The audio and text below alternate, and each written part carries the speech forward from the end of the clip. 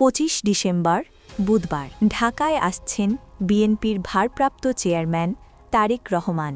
ঢাকা আন্তর্জাতিক বিমানবন্দর থেকে পূর্বাচল এক্সপ্রেসওয়ে এভারকেয়ার হাসপাতাল হয়ে গুলশানের বাসভবনে যাওয়ার কথা রয়েছে তার। এই আগমনকে কেন্দ্র করে ঢাকার গুরুত্বপূর্ণ কয়েকটি সড়কে অতিরিক্ত জনসমাগম ও যানজটের আশঙ্কা করছে ঢাকা মেট্রোপলিটন পুলিশ।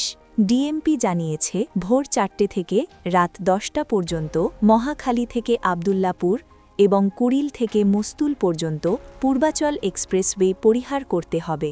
নগরবাসীকে অনুরোধ করা হয়েছে বিকল্প রুট ব্যবহার করার জন্য। উত্তরা ও মিরপুরবাসীদের জন্য এয়ারপোর্ট সড়ক এড়িয়ে মেট্রো রেল ও অভ্যন্তরীণ সড়ক ব্যবহারের পরামর্শ দেওয়া হয়েছে। গুলশান, বাড্ডা ও প্রগতি সরণি এলাকার যাত্রীদের গুলশান 2 ও কামাল আতাতুর্ক সড়ক এড়িয়ে মহাখালী হয়ে চলাচলের অনুরোধ জানানো হয়েছে।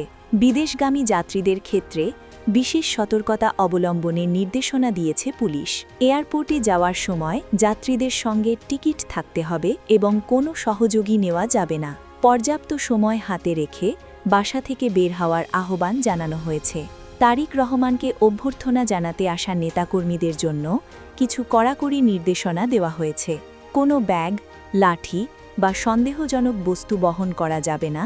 কোনো যানবাহন নিয়ে গাড়ি বহরে যুক্ত হওয়া নিষিদ্ধ। মোটরসাইকেল নিয়ে গুলশান বনানী থেকে এয়ারপোর্ট রাস্তায় অবস্থান করা যাবে না।